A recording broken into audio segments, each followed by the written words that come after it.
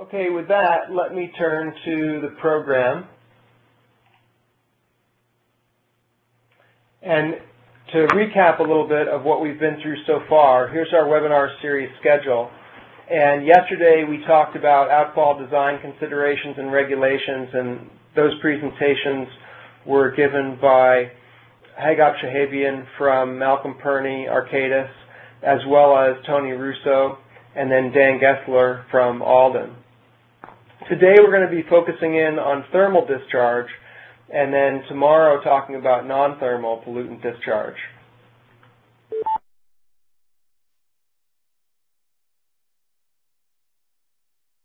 So today's agenda, first Jim McLaren of ASA will be providing a regulatory background. Then we'll move on to Mark Kozakowski at Alden to talk about study design. And finally, we'll finish with Dan Gessler from Alden talking about some three-dimensional numerical modeling considerations for thermal discharge analysis. So let me turn the phone over to Jim McLaren. Jim, just to confirm, are you online? Yes, I am. Okay, great. So a little bit of background on Jim. Jim has a PhD and has over 35 years of consulting experience in the aquatic sciences serving the electric utility industry. He's been responsible for several studies under Sections 316A and 316B of the Clean Water Act for power plants located throughout the United States. The studies included innovative approaches to short-term and long-term impact assessment, thermal plume modeling, and biothermal assessment of the ecological effects from thermal discharges, and preparation of Section 316A and 316B demonstrations. Jim? Yes, thank you. In this first session today, I will be reviewing the regulatory background for thermal discharges. In particular, I will address Section 316A of the Clean Water Act, which is the typical pathway for obtaining NPDES permits for power generating facilities, which is the major industrial source of heated discharges.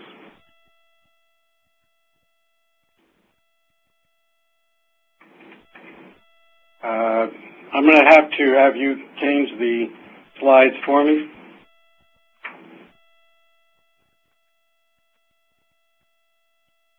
First, I would like to introduce our firm, which in turn explains our perspective. ASA provides ecological consulting services nationwide to both the private and public sectors. Typically, our projects involve compliance with environmental regulations, particularly in the areas of water resources and aquatic ecology. Each of our senior staff members has over 30 years of experience in this area, and to date, we have assisted over 80 facilities throughout the U.S. with 316 permitting. Change, please. In this session, I will present the language and intent of Section 316A, which Congress enacted as a special case in the Clean Water Act regulations, in that it deals specifically with temperature as a pollutant. I will outline the basic data requirements for compliance with 316A. In reality, there is no cookbook, so I will briefly describe approaches that may be taken, as well as examples and issues that may complicate 316A implementation. Change, please. For an NPDES permit, the default regulations for thermal discharges, of course, involve the application of standardized water quality criteria for the type of water body receiving the discharge. The criteria differ state by state, but typically restrict the allowable rise in discharge temperature above ambient temperatures, otherwise known as delta T, which for our purposes of water quality criteria is represented by the difference between intake and discharge temperatures at any time. The criteria can take different forms, such as a maximum delta T, a maximum daily mean temperature, or both, usually occurring within a defined mixing zone that's defined in terms of acres or hectares. Some Some states also have incorporated somewhat more sophisticated criteria to address sudden temperature change or chronic thermal effects by applying a maximum 7-day running average, known as MWAT, or maximum weekly average temperature, or to allow for seasonal variability in temperatures. Change, please. As an alternative to the standardized water quality criteria, Section 316A authorizes the permitting authority to apply site-specific thermal effluent limitations that essentially replace the water quality or technology-based limits by means of variance. Next bullet, please. To obtain this variance, the applicant must demonstrate effluent limits more stringent than necessary to protect and propagate the balanced indigenous community, or BIC, of shellfish, fish, and wildlife. This is done through a demonstration that no appreciable harm has occurred under past operation or will occur during future operation under the terms of the variance that would result in the imbalance, elimination, or replacement of the balanced indigenous community. I'll define these concepts in subsequent slides. First, let's define BIC, or Balanced Indigenous Community, as defined by or clarified by guidance documents and administrative rulings. First, indigenous does not mean pristine. An indigenous community may contain species not historically native to the water body, if they were established because of major irreversible modifications to the water body or were deliberately introduced in wildlife management programs. A balanced community is described as one that is typically characterized by diversity, the capacity to sustain itself through cyclic seasonal changes, and the presence of necessary food chain species. It shouldn't be dominated by pollution-tolerant species, such as those that are tolerant of high temperatures or low dissolved oxygen. Next, please. The standard of protection for Section 316A, with which thermal discharges must comply, is the protection and propagation of the BIC. Fortunately, this standard elevates the basis for permitting decisions to the highest level of ecological relevance, that is, the community. Decisions are not made at the level of individual species necessarily, and certainly not with individual organisms. It replaces the numerical standards with impact or risk assessment. However, determining compliance with the standard often requires extensive site and water body specific data collection and professional judgment. A successful demonstration that the discharge meets this standard entitles the facility to a variance of otherwise applicable thermal limitations, and the variance has in fact supplanted water quality criteria at many, if not most, power plants in the U.S. Next, please. Unfortunately, the statute itself provides little insight into how Section 316A should be implemented, either from a technical or regulatory perspective. Most of the concepts and practices intrinsic to 316A are based in a series of guidance documents and administrative rulings that were published during the 1970s, as well as in professional judgments and practices used in conducting 316A assessments in the past. The most recent EPA guidance document appeared in 1977, but it was left in a draft form. There's been talk of an updated final guidance document, but as time passes, this seems more and more unlikely. Ecological risk assessment guidances include here, since 316A is fundamentally a risk management approach to achieving protection objectives. The criteria for demonstrating compliance provided in 316A guidance also fit nicely into the framework for assessing ecological risks. Now, it seems reasonable to assume that if a new guidance were to come from the EPA, it might conform to some degree to their ecological risk assessment framework. Next. The words protection and propagation in the language of 316A are not interpreted to mean protection from all thermal effects. Some thermal effects are allowed. This is a common misperception, particularly for some state agencies and NGOs. Next bullet, please. The question is whether any observed effects from the thermal discharge are ecologically relevant. The protection objective generally has been to assure the sustainability of an indigenous community and to protect its beneficial uses. In the terminology of EPA's 316A guidance in 1977, this objective is the prevention of, quote, appreciable harm. Next bullet. As is usual in risk assessments, uncertainties are present. Next bullet, please. And expert judgment, next bullet, please. Expert judgment plays an important role in 316A compliance determinations. The standard of proof in 316A has been one of reasonable assurance based on the best information available. Therefore, studies should be well designed and as thorough as practicable. On this slide, for regulatory compliance purposes, 316A variances are often linked to the concept of mixing zones by incorporating an allowable area or volume for the mixing zone in the facility's MPDES permit, such that there's no impairment of the integrity of the biological community in the water body as a whole. There is no lethality for organisms passing through the mixing zone, and there's no human health risks. Next bullet. Often a mixing zone is designated as part of the 316A variance, so that water quality standards must be met at the edge of the zone. Since the plume has been found to protect the integrity of the water body, the mixing zone can encompass the spatial extent of the plume, which is often defined by the plume isotherm equal to the temperature elevation allowed by existing thermal water quality criteria. This is where it starts getting a bit sticky.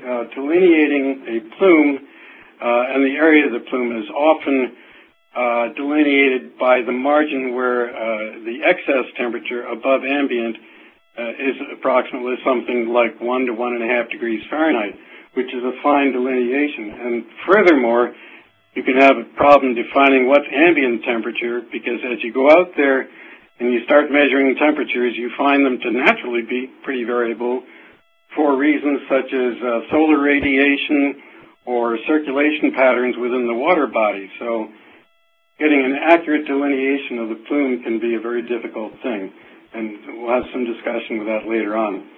Next bullet, please. Some states incorporate elements that are related to the 316A decision criteria directly into the water quality or thermal mixing zone criteria. Examples include limits on the maximum cross-section or the width of the water body that's occupied by the thermal plume. Next. EPA, in its 1977 final guidance document, identified 3 distinct types of demonstrations. Type 1, as seen here, also known as absence of prior appreciable harm, is a non-predictive type assessment. Or a retrospective assessment, it might be known as.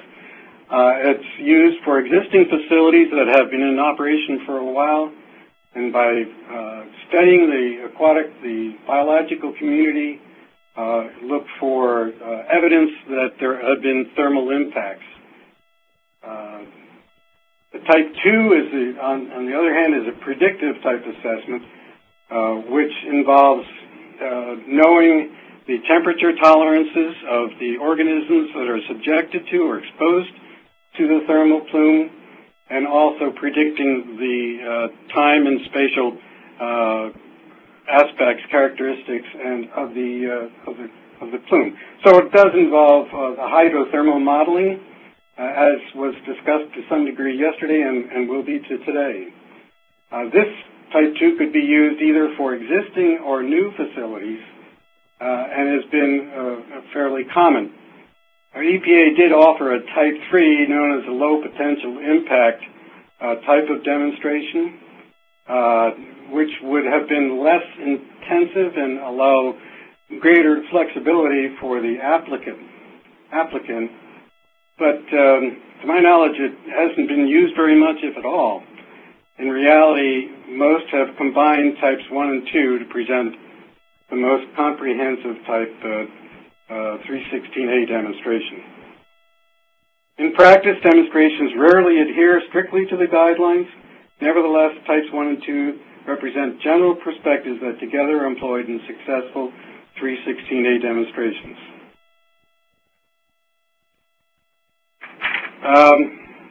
Information that may be needed or basic data inputs for an assessment includes things such as the station operating patterns or data, for example, diel or seasonal heat loading, hydrothermal field surveys and plume modeling, as has been and will be discussed in other sessions of this series, detailed characteristics of the biotic community, including the distribution of habitat types, identification of critical life cycle functions occurring within the vicinity of the discharge, a species temporal and spatial patterns of abundance, and the life history information for representative species that are important, or known as RIS, representative important species. Also might be required data from laboratory or field studies on the temperature tolerances and the requirements of the RIS, the representative species. And lastly, information on the status of the community in the vicinity of the station and the water body as a whole, including data on abundance and diversity. Now, in practice, assessments have varied widely in the breadth and depth of the approach. Sometimes they only use a subset of the data types or assessment steps that we'll be discussing. Next. A commonly used process to help address uncertainty in the 316A determination is the use of multiple lines of evidence. In 316A, this is tended to be more of a sequential analysis rather than a true weight of evidence type of approach. For example, the community vulnerability to the thermal plume is evaluated to distinguish community components with low potential for impact, and then, having removed those, then focus on the remainder of the assessment on the portions of the community at the highest risk. In the parlance of 316A guidance, these are called biotic categories, and they have been defined as basically trophic levels, things such as zooplankton as one, biotic phytoplankton as another, benthos, something called habitat formers, which could be macrophytes, the rooted aquatic plants or coral reefs, fish, or other vertebrate wildlife. Typically, the most important are the ones that show the greatest risk of impact would be the higher level ones, particularly the fish and benthic invertebrates. Now, to follow through with what we called earlier a Type 2 demonstration, a more detailed predictive evaluation of representative important species that were selected to represent the at-risk categories is then conducted to examine their exposure-response relationships to the thermal input and to assess the nature and the likelihood of the thermal effects on them. Next bullet. From this, we would rule out the risks that aren't important and understand the responses and begin to assess the causality between exposure to the thermal input and biological effects. The next bullet, please. At the same time, or in sequence, we might be looking at evaluation of the prior appreciable harm to the balanced indigenous community, or what was known as the Type 1, according to EPA. That's the retrospective, non-predictive type for existing discharges. The retrospective evaluation is conducted using field data to identify whether the changes in the communities that have occurred that may be attributable to the thermal discharge, and then assess their ecological relevance. Next bullet, please. As I said, assess the ecological relevance of the effects of any observed change from a typical community. Next, please. And then finally, the last bullet. Finally, all lines of evidence are then integrated, and the levels of risk to the protection and propagation of the balanced indigenous community are assessed using criteria for appreciable harm. That a list has been available in the guidance document from the EPA as to what they are.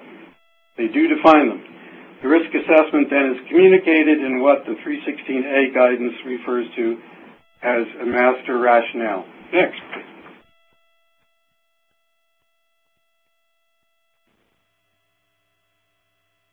See if this pointer works. And that doesn't work either. Okay, conceptual model for predictive 316A evaluations can be summarized through this Venn diagram as shown here. The vulnerability of biotic categories and representative species populations to the thermal plume is determined by the probability, nature, and magnitude of thermal effects. By nature, I mean the factors such as mortality or effects on growth or reproduction.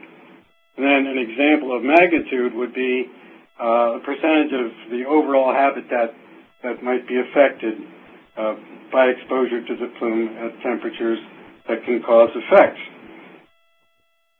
Vulnerability, as seen in the bottom center, is a subset of the interactions of the thermal exposure of the populations and their sensitivity, as shown in blue. Thank you. Thank you, Bullet Man, Pointer Man. Exposure and sensitivity, then, in turn, are subsets of the interaction of plume temperature distributions on the left, on the top, spatial and temporal distributions of the biological community components on the left, and the thermal requirements and life histories of individual species on the right. Next, please. Through time, there's been an evolution and, to some degree, added sophistication for 316A demonstrations.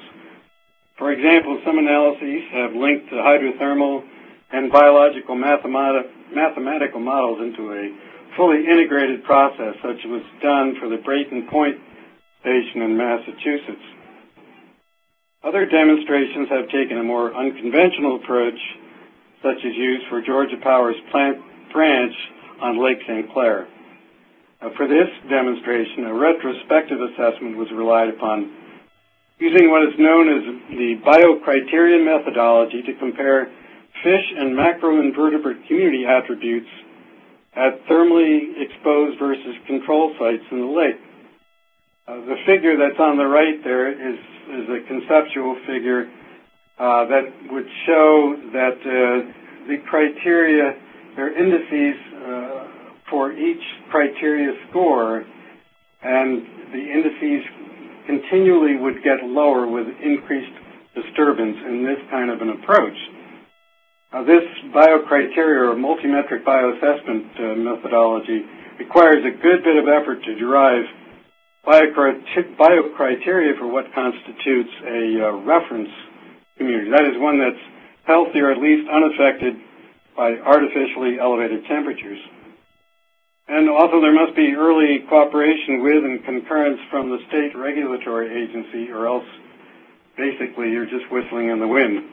Next, please. With time, more and more issues have arisen with decisions on 316A variances, and here are some examples. Cumulative impacts have gotten more attention when there are more than one artificial heat sources on a water body. This is especially important on rivers and estuaries where there are clusters of plants, and also would involve synergism or interaction with other pollutants. Next. With finalization of EPA's Clean Water Act Section 303 rule in 2000, states are now required to develop lists of waters having impaired use, for which a total maximum daily load, or TMDL, must be prepared to reduce a pollutant's loading to a water body. In some cases, TMDLs may address heat as a pollutant. Development of TMDLs may involve altered water quality standards and/or evaluations of the balanced indigenous community, thus interplaying with 316A compliance. Next, please. As more field studies are being completed, we are finding fish and other organisms are surviving or thriving at temperatures that lab studies had determined to be previously to be intolerable. And the culprit seems to be an oversimplification of the thermal experience. In the lab, it may not take into account the recovery during temporary temperature reductions, for example, normal daily cycles or operational cycles from the power plant, or in behavioral adaptations by the organisms, or their evolved local physiological adaptations to higher temperatures. Thus, the lab data often appear to be overly conservative. Next. Lastly, compliance with Clean Water Act 316B, which involves entrainment and impingement on traveling screens, often requires, or entrainment in particular requires, reduced rates of cooling water flow, typically. And this would result in higher discharge temperatures. Thus, compliance with 316A and B may require trade-offs that are acceptable to both the utility and the regulatory agency. Next, please. In summary, there are a diversity of approaches for making 316A determinations, but the ones that appear to be most effective are the ones that employ multiple lines of evidence. There are several hydrothermal models available for predictive types analyses, and I think Dan Gessler will be talking about them, as well as some discussions yesterday. And the following presentation by Mark Kozakowski will describe field studies that would document the spatial and temporal community attributes and compare it to the plume exposure by determining the location of the plume. Okay, that's it. Thank you. Thanks very much, Jim. Appreciate it. Sorry about the difficulty with controlling the slides. So we do move on now to Mark Kozakowski, and he'll be talking about field data collection to support engineering and biological assessment, numeric modeling, and regulatory compliance. Ray Tuttle from Alden also contributed to this material, but it'll be given by Mark.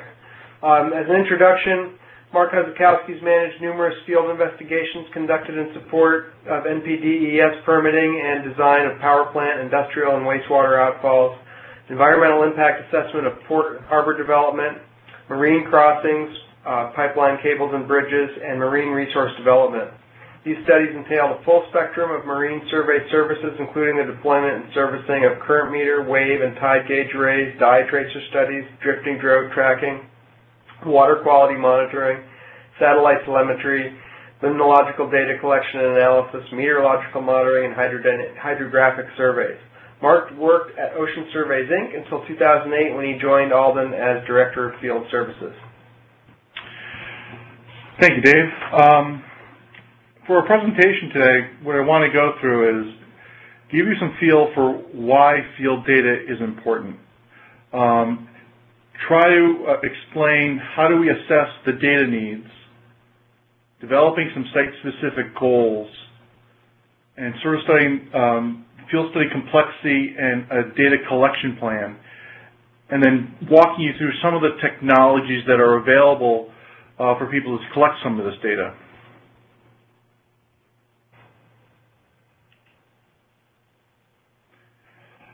First of all, why do we need field data? Well, as engineers and scientists, and also in the regulatory sphere, we need hard data to make informed decisions. We need a foundation of data from which to use to formulate our plans and to try to understand what's going on. Unlike in today's internet age, everybody thinks that we can Google something and come up with usable data for almost every square foot on the earth. Unfortunately, that's not the case. It's really imperative, and most of the projects that you'll undertake, to actually collect some site-specific local data to make decisions. It's usually it's expedient and in the end becomes the most cost-effective way of dealing with your engineering or regulatory questions. The other reason is typically in a marine or freshwater environment, what we are trying to observe is underwater. So it's very hard to just physically go and look at a site to come up with a conceptual plan of what's there. Because of that, you really need to get out in the field, and that usually means getting wet and getting dirty, but it's a really good thing.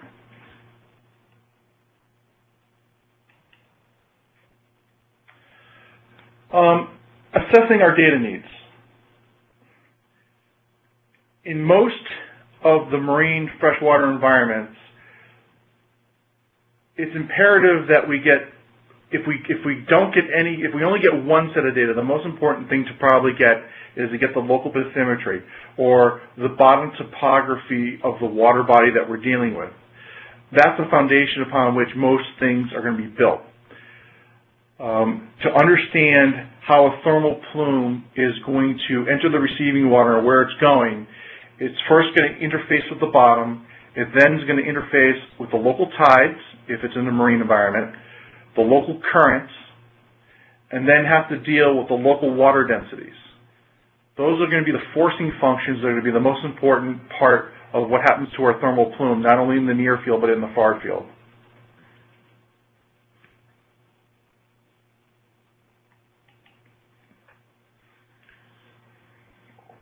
Besides as Jim alluded to in the earlier part of the talk, besides the physical components of the thermal plume, we need to get a really good understanding of the local biology.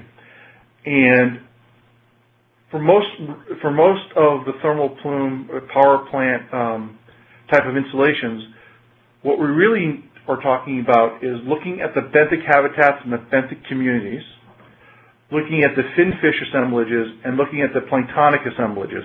Now, for the planktonic assemblages, what we really care about, and that's getting into 316B, but it's really the eggs, the larvae, and the juvenile fish that become the most important.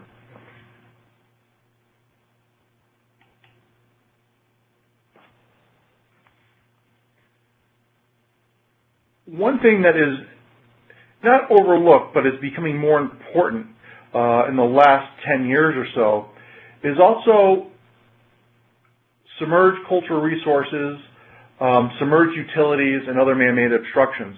Now, these are more applicable to new construction if you're putting in a new thermal discharge, but it has come, in some states, they have very active SHPOs, or State Historic Preservation Office, or Historic Preservation Officer, and they want to make sure that you have a good idea of what the cultural resources are on the bottom.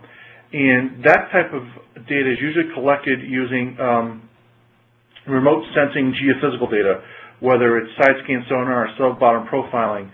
I just wanted to bring that up.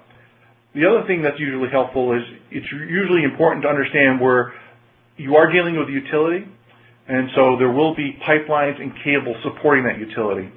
And there's also a possibility of man-made obstructions or wrecks in these sites.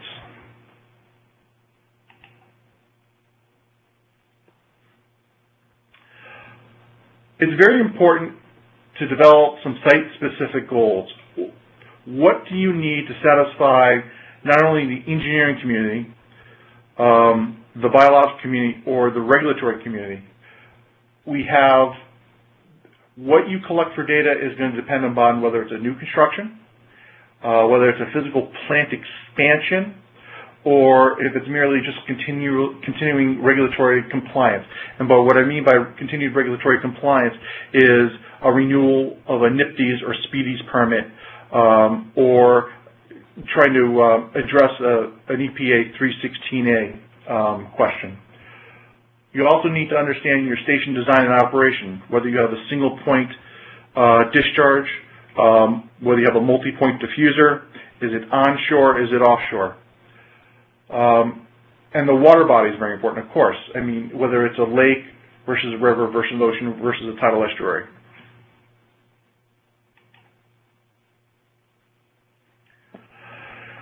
We also should take into consideration the fact that there's going to be a site-specific aquatic community, and some of them can be quite sensitive. Things, as Jim alluded to, coral reefs or other areas of sensitivity that state regulators or state DEPs or DECs put high preference on. We also have to understand local communities and interest groups and the regulatory agencies themselves.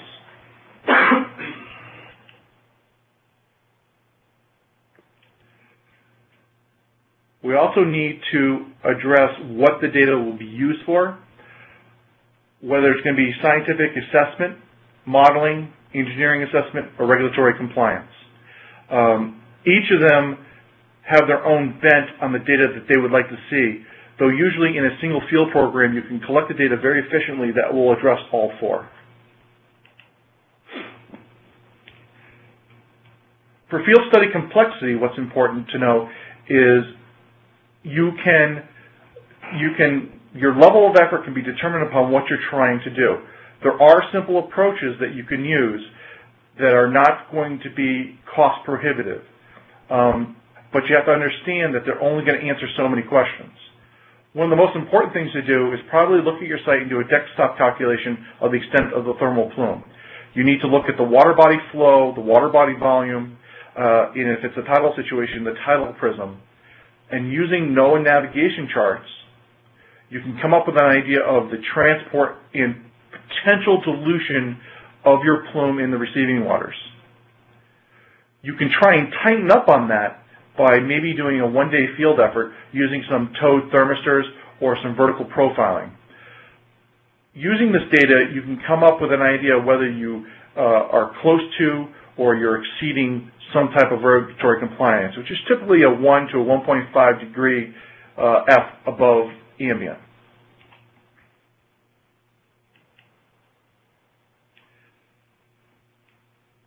A reasonable type of study would include creating at least a near field numerical model. Most likely, the state regulators are going to want a core mix or something of that factor. But you're not limited to that, though you should probably start with a core mix and then move into probably a simple 2D or even, if necessary, 3D to understand what's going on as the near field plume moves into the far field.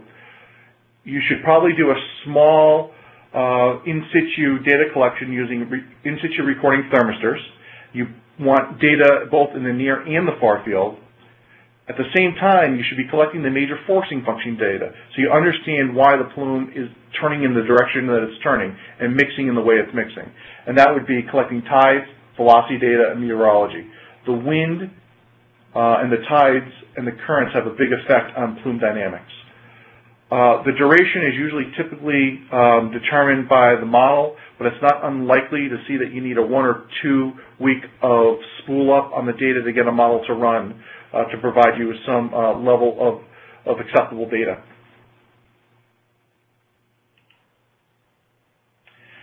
Then there's those situations where you're in a very complex site or where a state regulator feels that they're in a very sensitive location, that you're really going to need to do the full Monty. In this situation, you're developing both near and far field hydrodynamic models in 3D. You need to have arrays of in situ instrumentation, including thermistors, acoustic Doppler profilers to understand the flow, and meteorology, along with real-time boat-mounted mappings of both velocity and temperature, and typically collecting that data under maximum ebb, low slack, max flood, and high slack tidal conditions under a worst case condition. A worst case condition usually being a summer low flow maximum plant output, where you have maximum water temperatures in the receiving waters, maximum thermal gradations, and the plant is working at its hardest. We also suggest that if you're going to go to that level of effort, supplement it with a dye dilution study using rhodamine WT, because it's very important to be able to understand what is your plume and what is not your plume. The receiving waters using just temperature to assess your plume, you're going to have signal-to-noise ratios, signal-to-noise issues. It's really important to be able to tease out the heat that may be coming from a marsh or coming from solar radiation in a shallow water versus what is actually coming from your plant. Using dye, you know what volume of water belongs to you specifically. And it's a very conservative way of understanding plume transport. Unfortunately, the full Monty will cost more than the other two methods.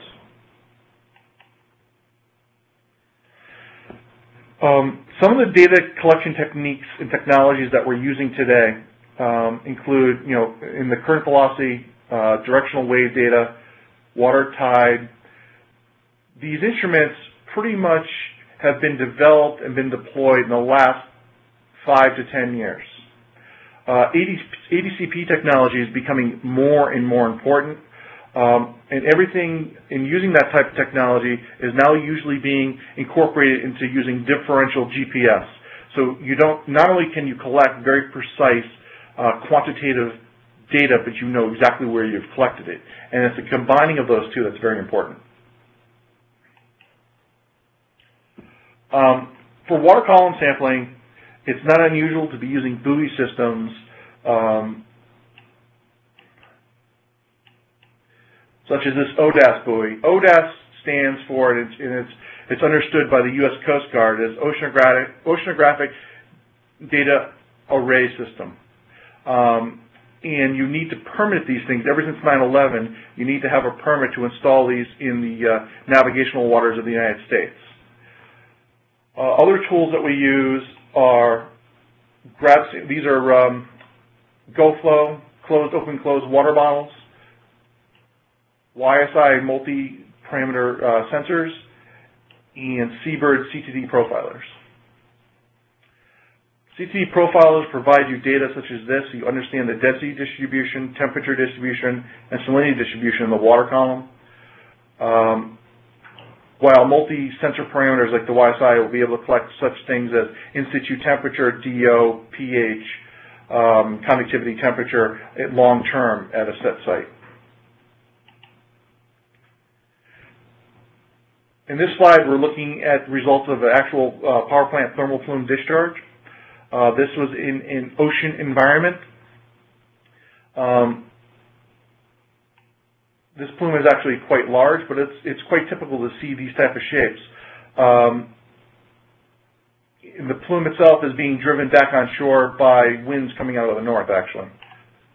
To the panel on the right, this is actually a series of vertical profiles that were done up and down the Hudson River from the Tappan Zee, from basically below the Tappan Zee Bridge to above Newburgh, New York, showing the salt water, showing salt water sitting on the bottom of the Hudson River, and showing the turbidity plumes that go along with that saltwater wedge. So it's a turbidity maxima.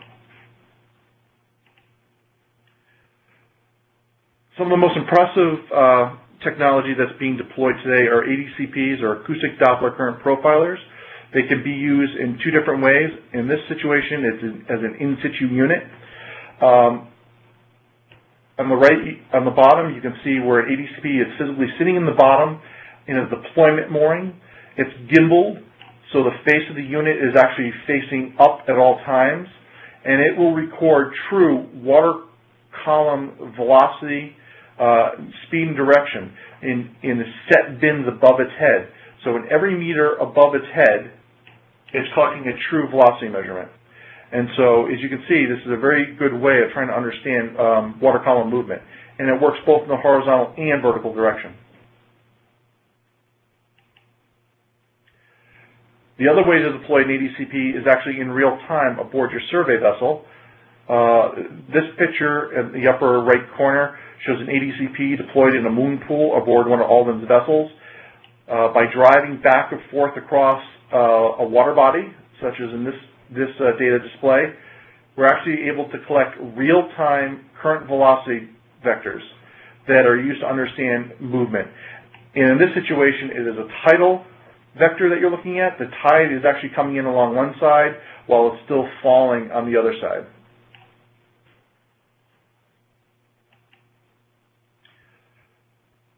Also, water elevation and tide information is very important, especially when it comes into modeling. In this river situation that happens to be off the Kilvan Col in basically New Jersey, New York, Woodbridge, New Jersey, we're looking at tidal stations going up this tidal creek. And if you look at the data on the left-hand side, you'll notice that the restrictions to the flow are causing different tidal situations, which are very important if you had to model this piece of waterway. One of the most important things you can do is doing a dye tracer study. It's used in two different ways, either a metered injection or a batch release. In the center photo, I have provided you some data that looks what happens with a batch release. That happened to be done. I did this in a power plant situation in Honduras.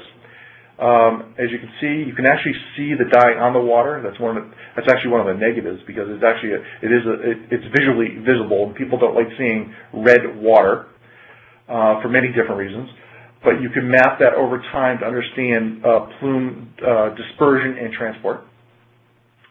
On the right is a power plant dye study.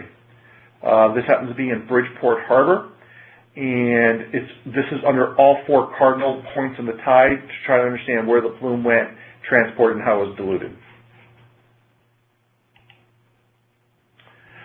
To solve some of the biological answers, get some of the biological answers, it's important to you can use remote sensing tools to quickly map very large expanses of the seafloor or lake bottom for benthic habitats. There's a number of tools available. There are specialized depth sounders that work this way, side scan sonar, underwater video, and diver reconnaissance. Meteorology is one thing that sometimes is not done, or people rely on a local airport that may be 10 to 20 miles away. What I have found, it's usually very important to collect local meteorology because there are local winds and local patterns that happen that affect the plume because of headlands or trees or physical obstacles to the local winds. I usually find it very useful to either use a buoy-mounted or shore-mounted met station that's very close to your outfall. And again, I'd like to turn this over to Dave, who will introduce our next speaker. Thanks very much, Mark. And before I turn the floor over to Dan Gessler, I want to remind people that if you've got questions for the speakers today, please start thinking about entering them in the Q&A tab at the top of your screen. I introduced Dan Gessler yesterday when he gave an introduction to numeric modeling. And just to recap it for those who weren't on in the session yesterday, he's an Alden principal and used to work as the Director of Numeric Modeling at Alden before he became principal. Dan, I'll turn the floor over to you. Thanks, Dave. What I'm going to talk about is some of the numeric modeling considerations, and specifically what we're going to be looking at are the ones associated maybe with CFD modeling.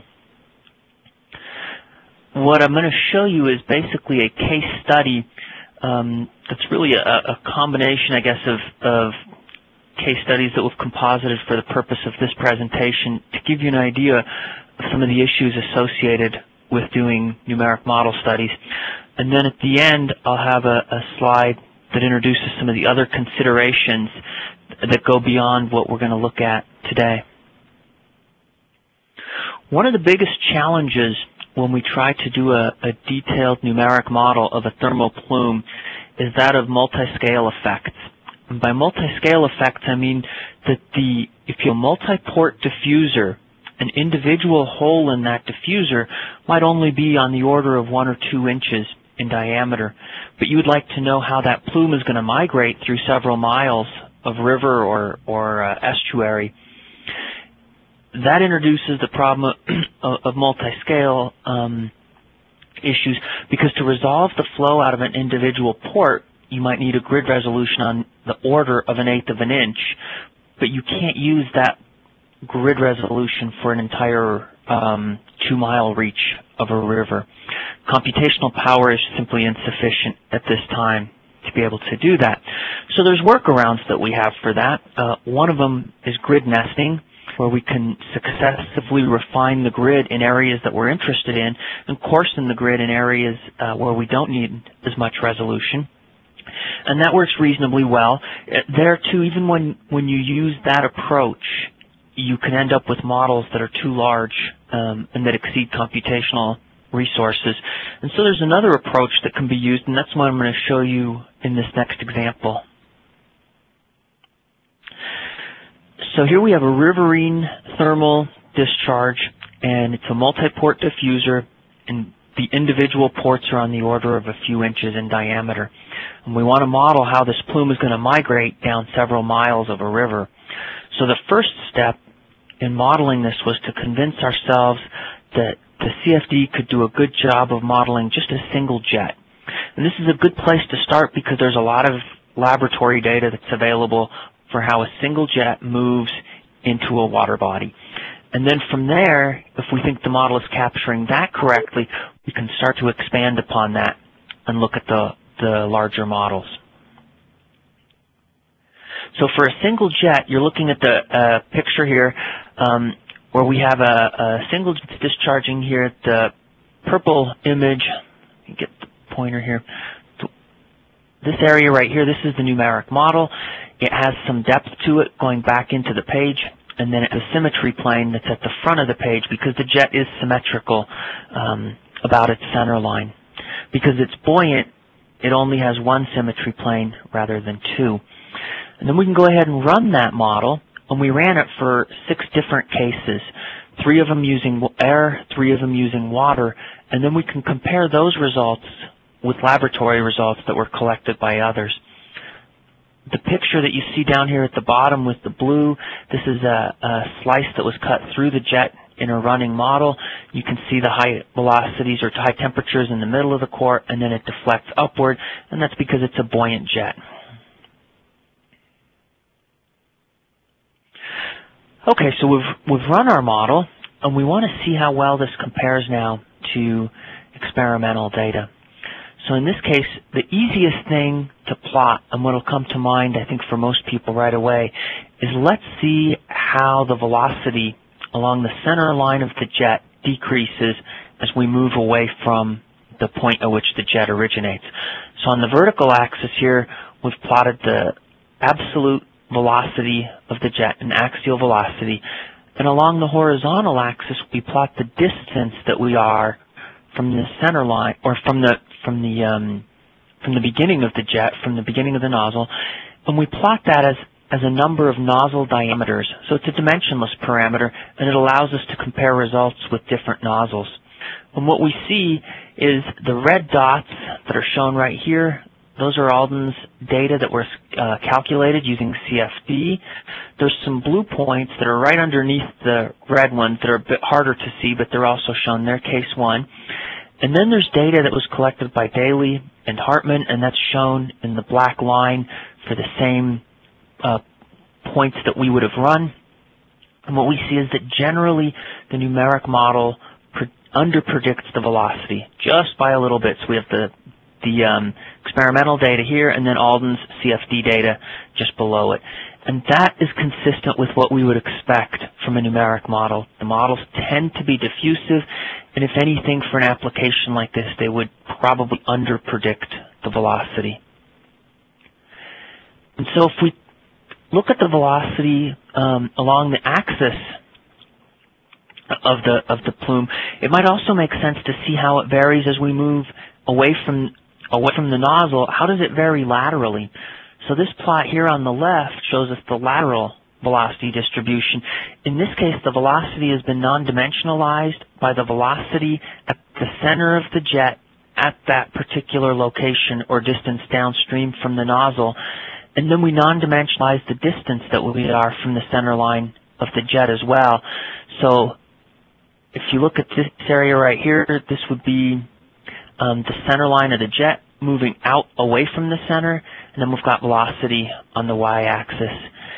What we can see is that the velocity decreases as you move away from its center, and again, if we compare it, in this case, to the Tolmine solution, that data is right about here. It's the dark blue line, and the points that we calculated using CFD are systematically falling just a little bit below that. So again, the model is predicting that the jet will break up or decrease more quickly than what we actually see, and we end up with under-predicted velocities. We can do the exact same thing for temperature. It really is the same plot. The only thing that's happened is we've replaced the velocity, the relative velocity, with the relative temperature. And again, we see the same thing. The model tends to slightly under-predict the temperature. But overall, at the end of this exercise, we've convinced ourselves that as far as modeling an individual jet, the model does a good job. So now we need to incorporate this into what we're really after, which is to model a much larger system.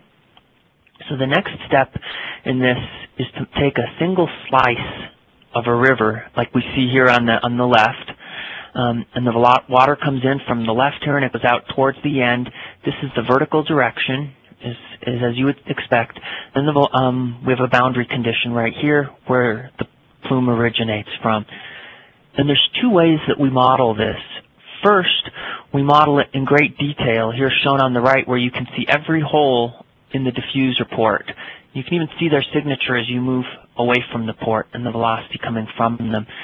And then on the left, we go ahead and cut out this very detailed portion of the model and just replace it with a boundary condition right here. So you can notice that the grid is much coarser in this case than what we have over here. And accordingly, it's a model that will run much faster. We can compare the results from both of those simulations, and then we can decide, based on that comparison, whether replacing the multi-port diffuser with a simple boundary condition is a reasonable approximation or not. And so down below here we make quantitative comparisons between those two.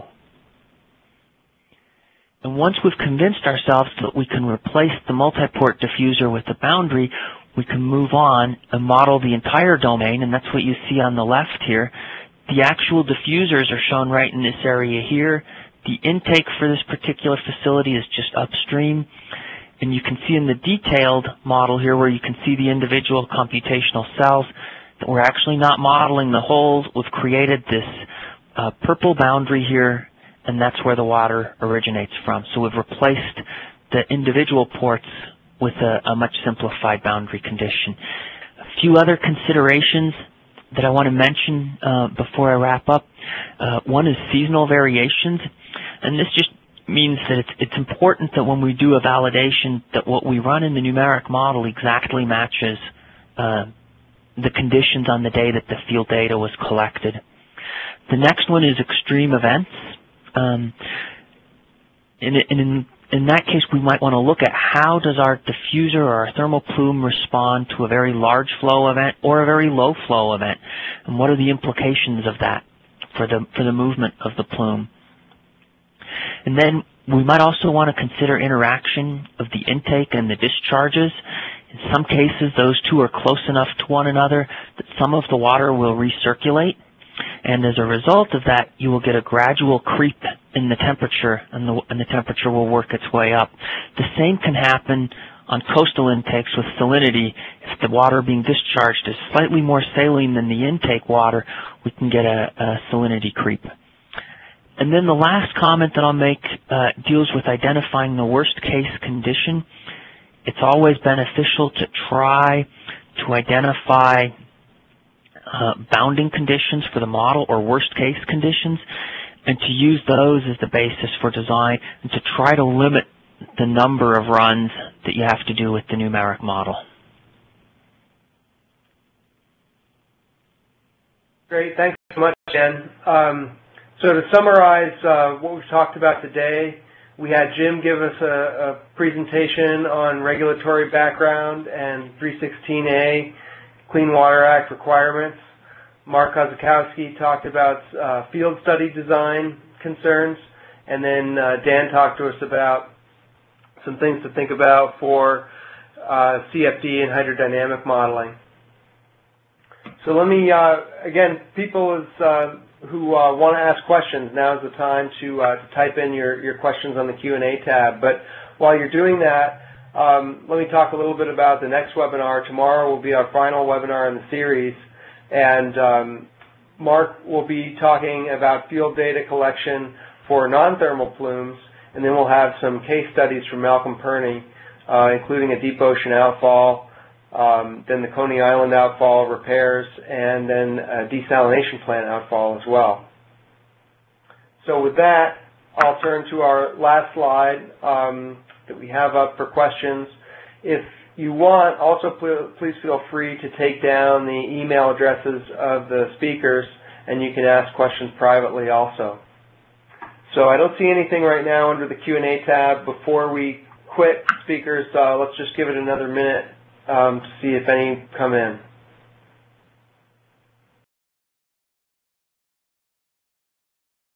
Okay, it looks like we probably don't have any questions coming in. So I just want to thank our speakers for their presentations and their efforts, and thanks everybody for taking the time to log in today. And we'll hopefully see you tomorrow. Thank you.